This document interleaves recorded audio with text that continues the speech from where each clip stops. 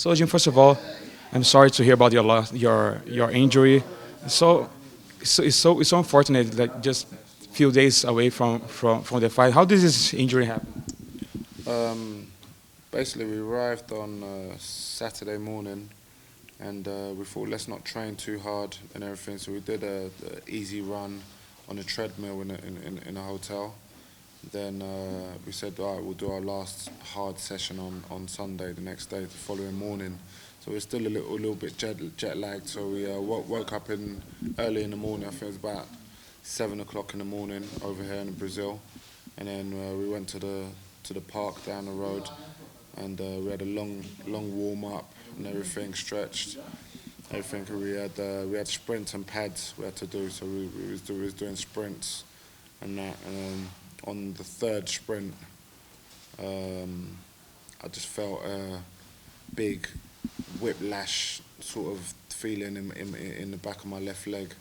And that, and I knew, it felt serious and that. So like immediately after it happened, it was kind of like a shock, and so we thought let me speak to my manager and stuff and see what to do. How about getting to the hospital and stuff like that? So the UFC organised for me to go to the hospital to have a scan to see what's going on. So I was still sceptical. We didn't say anything to anyone yet.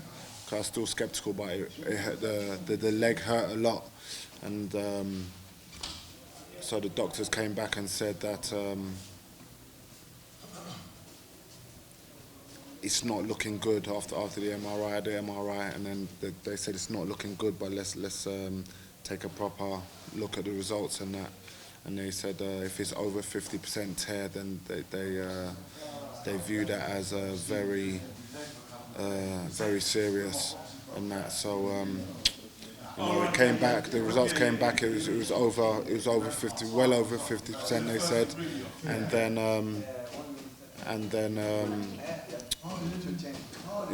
it was bad news and that. The UFC pulled me off the fight the next day, and I was gutted because I've come all the way to Brazil. I had a long, grueling training camp, and it's all gone down the drain. But I'm remaining positive, and now I'm going to train all through the healing process and that. And then I spoke to Mick Maynard, and we're looking to fight as soon as I'm back ready. Did you have any injury during camp that could lead to this? Or was it just a freak accident? I had other injuries, nothing to do with my hamstring or my left leg, and that, and nothing to do with my leg. It just came out of nowhere. It just came out of nowhere, the injury, and it's just like it snapped in my leg. So this stuff happens. Do you have any timetable of when you think you're going to be able to fight again? I don't know. The doctor told me that it usually takes, for a severe one, it usually takes about 6 weeks before you can start training again. That's the leg itself. So I'm going to follow that timeline, and rehab the leg, and train around it in the meantime, and that, and stay fit, stay focused, and train as much as I can. And why did you decide to stay here in Sao Paulo instead of going back home since you're not fighting? My immediate reaction was to go, as I said, I just want to go home. But I spoke to my coaches and everyone. Everyone says we're here, we might as well see it through and go to the event and show face and everything. I spoke to my missus, my kids. Everyone says just stay there and just take in the whole atmosphere of the whole event. So that's what we're going to do. Thiago Santos says in an interview that he's still interested in fighting you next, even if he's successful now in this fight at 205. Is that a fight that still interests you, or it was just you're not going to fight him in the first place? But is it something that interests you going forward? 100%. I've been training for him. and so right now he's on my radar sort of thing. But when I was first given the fight, I wasn't that interested in it because he was like a late replacement sort of thing, and it was like he was coming up from middleweight, so I was like, I'm number 5 in the division, so I always want to fight people above me and to try and get myself closer to number 1.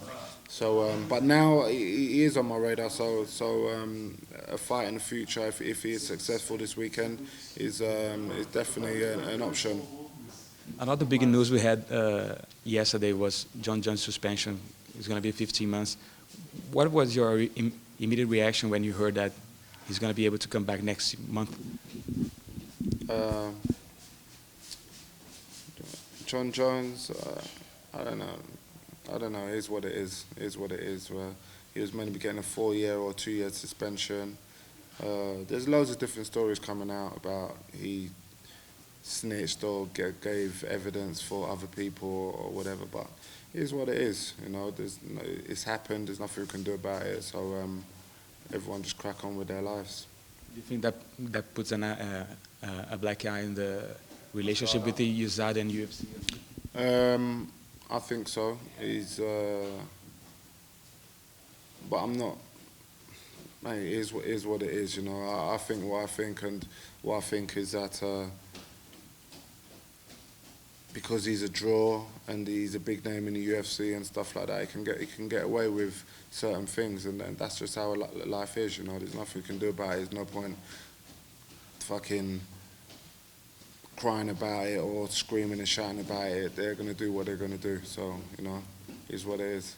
There's a lot of talk about who he's going to fight when he comes back, talking about Cormier and all that. Do you think like Gus Gustafsson is going to be a good option for him? I think so. I think he should fight Gustafsson for the either number 1 contender belt, or it depends. It all depends on what Cormier is doing.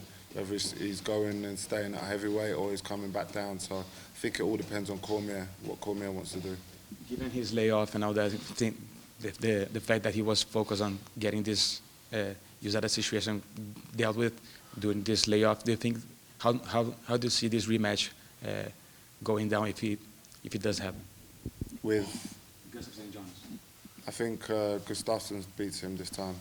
I think John's been off for a little while, and Gustafsson's got a lot better. I train with him all the time, and he's second to none. I think he's the best in the world. So I think Gustafsson beats him.